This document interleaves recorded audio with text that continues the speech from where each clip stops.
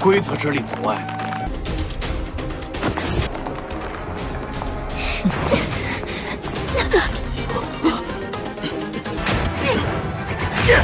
既然你想找死，来得好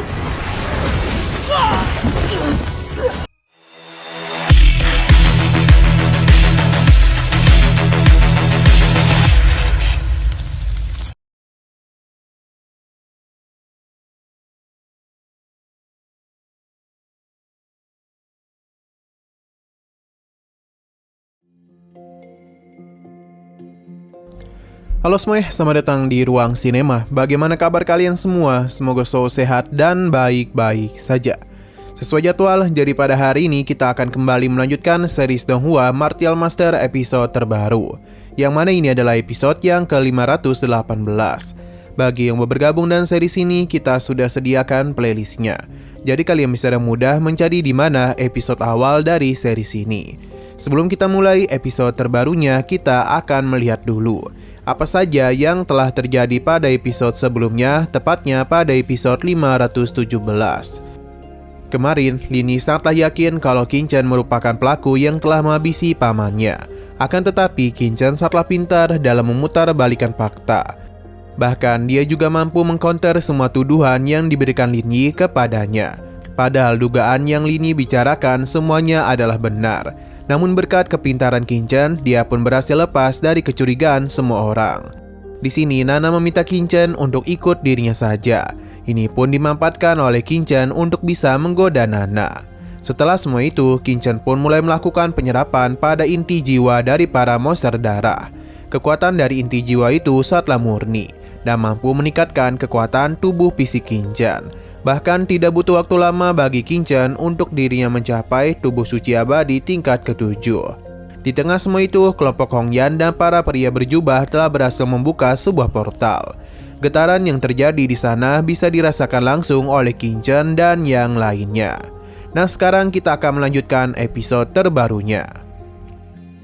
Kembali ke depan susunan formasi. Terlihat kalau Hongyan dan para pria berjubah merasa begitu senang karena kesempatan untuk mencapai ranah Martial Emperor berada di dunia ini. Di antara mereka ada kekuatan hukum yang dapat membuat seseorang di ranah Martial King mencapai ranah Martial Emperor dengan mudah. Dunia ini sangatlah mirip dengan dunia iblis kuno. Tapi Hongyan bisa merasakan kalau dunia itu masihlah tersembunyi di dalam kehampaan. Jadi bagaimana cara mereka untuk bisa memasukinya?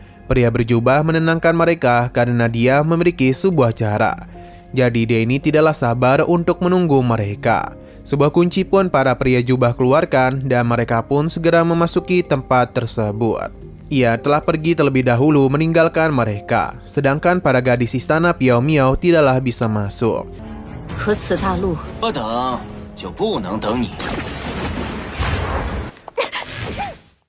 Pria berjubah meminta mereka untuk bersabar, karena akan ada sebuah cara yang akan membantu mereka memasuki tempat tersebut. Sekali lagi dia mengatakan akan menunggu mereka di dalam sana. Meskipun kesal, Hongyan meminta para muridnya untuk tetap tenang dan mengingat perkataan dari Tuan Putri mereka. Sesaat kemudian beberapa kekuatan lainnya pun telah datang kemari, yang mana terdapat begitu banyak kelompok yang telah datang hanya untuk melihat apa yang telah terjadi. Begitu pula dengan kelompok Qin-chan dan yang lainnya. Tidak hanya itu saja, orang-orang dari Kekaisaran Xuan Yuan juga kemari. Dan dengan sombongnya, salah satu murid pun meminta beberapa orang untuk menyingkir. Karena Pangeran Feng Lei tidak mau diganggu oleh siapapun. Sebagai pangeran, tentu Feng Lei ini sangatlah ditakuti.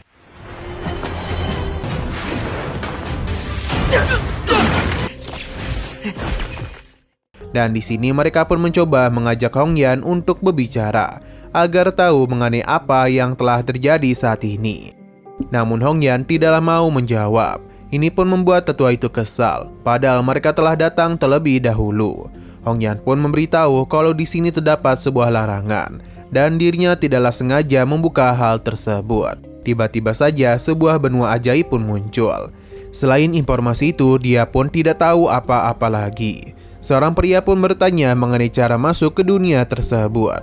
Namun Hongyan menyadarkannya karena bagaimanapun jika dia tahu, maka dia ini tidak akan menunggu di sini. Sebuah getaran pun mulai terjadi, yang mana sepertinya itu semua berasal dari susunan formasi di depan mereka. Orang-orang yang tidak tahan pun hampir terjatuh hanya karena guncangan itu saja. Sesaat kemudian sebuah gerbang pun mulai muncul dan diikuti oleh sebuah jembatan menuju portal dunia ajaib. Sepertinya inilah jalan yang harus mereka lewati untuk bisa memasuki dunia tersebut. Suasana di tempat ini pun mulai berubah. Mereka pun berpikir kalau jalan pelangi adalah sebuah lorong. Mereka pun berpikir kalau jalan pelangi inilah lorong menuju portal tersebut.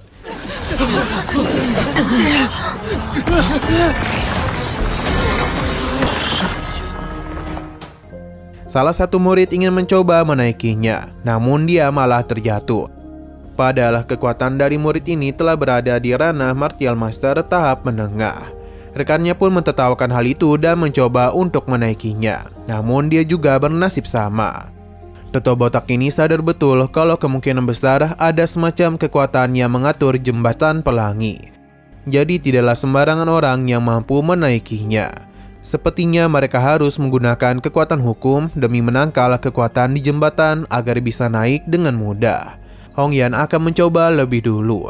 Awalnya dia sedikit ragu, namun dengan menggunakan kekuatan hukum pada pijakannya, akhirnya dia pun telah berhasil berjalan secara perlahan-lahan.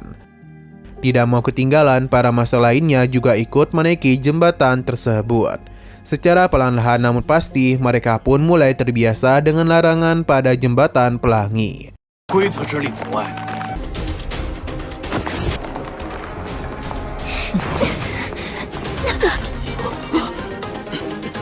Untuk para murid lainnya juga akan mencoba, tapi salah satu rekan Fang Lai segera menahannya. Karena mereka harus mendahulukan pangerannya dulu. Perkataannya tentu membuat para murid kesal, karena bagaimana jika Fang Lai tidak bisa naik, apakah mereka juga harus menunggunya? Pada itu pun membenarkan hal tersebut, dan akan menjadikan murid ini sebagai contoh agar mereka mau menuruti perkataannya. Murid ini tidaklah tinggal diam dan langsung saja memberikan perlawanan kepada pria tersebut. Namun sayang sekali dalam pertarungan itu, murid sombong ini jauh lebih unggul. Dia tahu kalau pria tersebut adalah tuan muda dari keluarga Mu Yutang. Tindakannya itu sudah membuat murid ini kesal dan akan bertarung dengan serius agar bisa menghabisi pria sombong. Serangan pun kembali dirinya lancarkan.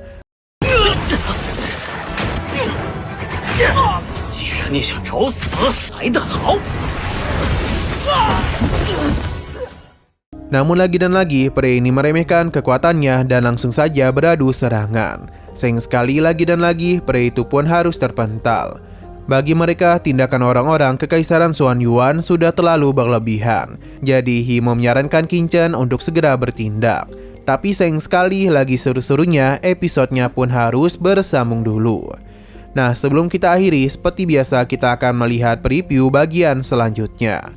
Sepertinya Qin dan yang lainnya ingin masuk. Namun pria sombong ini kembali meremehkan mereka dan mencoba untuk menahan mereka agar tidak pergi. Akan tetapi pria sombong ini terlalu percaya diri. Padahal kekuatan kelompok Qin sangatlah hebat. Nana pun maju dan mengeluarkan sebuah teknik yang berhasil mementalkan pria sombong ini. Tindakannya tentu saja membuat semua orang terkejut karena kekuatannya itu berasal dari keluarga Ouyang.